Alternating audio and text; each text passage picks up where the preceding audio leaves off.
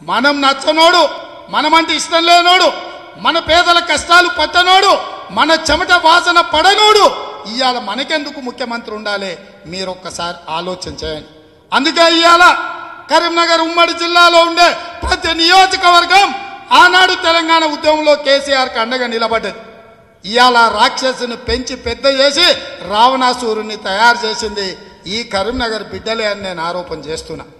ఇవాళ మీరు సత్యతోనికి ఆక్సిజన్ ఇచ్చి ఎన్నికలు, ఉప ఎన్నికలు అన్ని రకాలుగా మీరే ఆదుకొని మీరే పెంచి ఇవాళ ఈ బ్రహ్మరాక్షసుని తయారు చేశారు. ఈ బ్రహ్మరాక్షసుని బొందబెట్టే మందు కూడా మీ దగ్గరనే ఉంది, కరీంనగర్ జిల్లా బిడ్డల దగ్గర. ఎందుకంటే పుట్టించినోడికే తెలుసు దాన్ని ఎట్లా విరుగుడు మందు పెట్టాలను. ఆ రాక్షసుని పుట్టించింది కరీంనగర్ జిల్లా ప్రజలే. ఆ రాక్షసుని ఈ తెలంగాణ మీదకి వదిలింది మీరే. అందుకే ఇవాళ కరీంనగర్ బిడ్డలకు చేతులెత్తి నమస్కరించి నేను విజ్ఞప్తి చేస్తున్నా, కరీంనగర్ ప్రజలందరూ కదలాలి, ఈ బ్రహ్మ రాక్షసుని బొంద పెట్టాలి. అందుకే ఈరోజు మీరందరూ మంచి మనసుతో బిరుదు రాజమల్లన్న 94లో ఎమ్మెల్యేగా ఉన్నప్పుడు నాకు కావాల్సిన మిత్రులు మా రాజ్ ఠాకూర్ నుంచి మొదలు పెడితే చాలా మంది మా సహచరులు మిత్రులు ఆయన దగ్గరికి ఎమ్మెల్యే క్వార్టర్స్లో ఏ పని ఉన్నా పోయేటోళ్ళు. వారు నాకు దూరం కాదు, 25 సంవత్సరాల పరిచయం మాది. మా కుటుంబానికి కూడా వారు దగ్గర. ఏ అవసరం ఉన్నా ఏ రాత్రి అయినా మీకు అండగా ఉండే బాధ్యత నేను తీసుకుంటా. మీరు పెద్దపల్లిలో, ఇటు రామగుండంలో, అటు మంతన్లో కాంగ్రెస్ పార్టీని గెలిపించే బాధ్యత మీరు తీసుకోండి. ఇవాళ కష్టపడ్డోళ్ళను, కాంగ్రెస్ జెండా మోసినోళ్ళను గుండెల్లో పెట్టి చూసుకునే బాధ్యత నాది. ఇంకా 20 ఏళ్ళు క్రియాశీలక రాజకీయాలలో ఉంటా. మీ రుణాన్ని అంతకు 10 ఇచ్చి చెల్లించి మిమ్మల్ని ఆదుకునే బాధ్యత కాంగ్రెస్ పార్టీ తీసుకుంటుంది. మిత్రులారా, పాతోళ్ళు కొత్తోళ్ళు లేదు, మనమందరం కుటుంబ సభ్యులమే. బిడ్డ ఇంట్లో పెరుగుతుంది, కోడలు బయట నుంచి వస్తుంది. కానీ కోడలు ఇంటికి వచ్చిన తర్వాత బిడ్డ కోడలు ఇద్దరూ సమానమే. ఎందుకంటే ఆ కుటుంబం గౌరవం కాపాడేది బిడ్డ ఎట్లా కాపాడుతుందో కోడలు కూడా కుటుంబ గౌరవాన్ని కాపాడడానికి అంతే కృషి చేస్తుంది. ఇవాళ పాత మా కాంగ్రెస్ మిత్రులకు, కొత్తగా చేరిన మా కాంగ్రెస్ మిత్రులకు కూడా కోడలు బిడ్డ లాంటి సంబంధం, ఇది కుటుంబ సంబంధం. మనందరం కలిసి ఉందాం. కుటుంబంలో కోడలు కూడా బాధ్యత కుటుంబ గౌరవాన్ని కాపాడేది. ఇవాళ కొత్తగా చేరిన వాళ్ళు కోడళ్ళు అయితే ముందు నుంచి ఉన్నోళ్ళు ఇంటి ఆడబిడ్డలాగా మిమ్మల్ని అందరినీ కాపాడే కుటుంబ పెద్దగా నేను మీ అందరి గౌరవం కాపాడుతా. మీ అందరిని కాపాడుకునే బాధ్యత నేను తీసుకుంటా. చివరగా చంద్రశేఖరరావుకు సూటి ఒక్క సవాలు విసరదలుచుకున్నా. డబుల్ బెడ్రూమ్ ఇల్లు ఇచ్చుంటే, దళితులకు 3 ఎకరాల భూమి ఇచ్చుంటే, ఇంటికో ఉద్యోగం ఇచ్చుంటే, రైతులకు ₹1,00,000 రుణమాఫీ చేసుంటే, గిరిజనులకు 12% రిజర్వేషన్ ఇచ్చుంటే, మైనారిటీలకు 12% రిజర్వేషన్ ఇచ్చుంటే, సింగరేణి కార్మికులందరినీ మీరు ఆదుకొని ఉంటే సిట్టింగ్లందరికీ సీట్లు ఇవ్వాలి.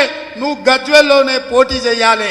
నిజంగానే నీ ప్రభుత్వం, నిజంగానే నీ పరిపాలన తెలంగాణను బంగారు తెలంగాణ చేసుంటే సిట్టింగ్లందరికీ సీట్లు ఇవ్వు.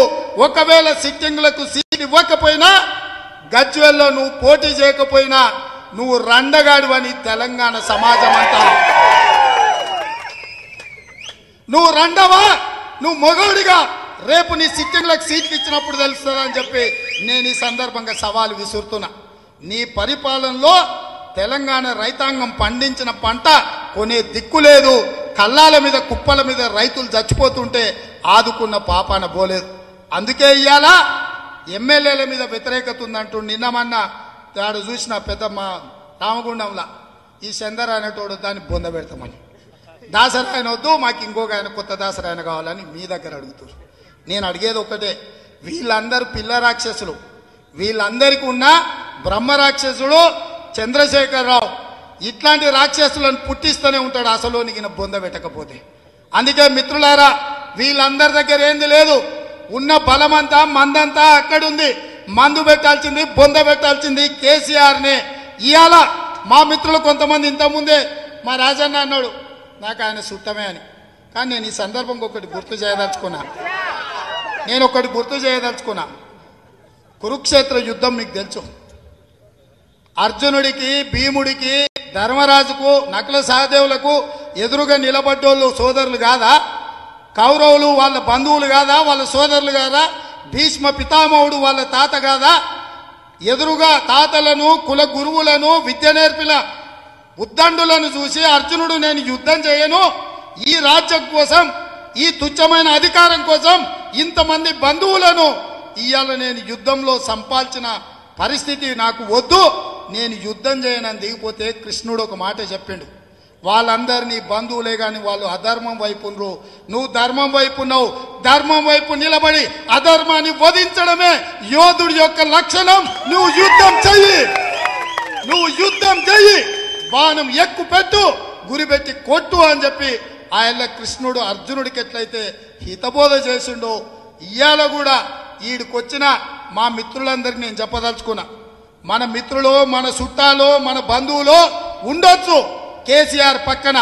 కేసీఆర్ అనేటోడు దుర్మార్గుడు, అధర్మం వైపు ఉన్నాడు, మనం ధర్మం వైపు ఉన్నాం. ఈ ధర్మం వైపు ఉన్నప్పుడు మనం ధర్మాన్ని కాపాడడానికి యుద్ధం చేయవలసిందే. ఆ యుద్ధంలో ముందు బాగానే మీకు ఉండి నాయకత్వం వహించి ఈ తెలంగాణలో కాంగ్రెస్ పార్టీని గెలిపించే బాధ్యత ప్రతి కార్యకర్త తీసుకోవాలి. మీకండగా నిలబడి సోనియా గాంధీ గారి నాయకత్వాన్ని ఈ తెలంగాణ రాష్ట్రంలో గెలిపించాలి. వచ్చే డిసెంబర్ 9 నాడు తెలంగాణ రాష్ట్రంలో తెలంగాణ రాష్ట్ర ఏర్పాటు ప్రక్రియ ఆనాడే ప్రకటించారు.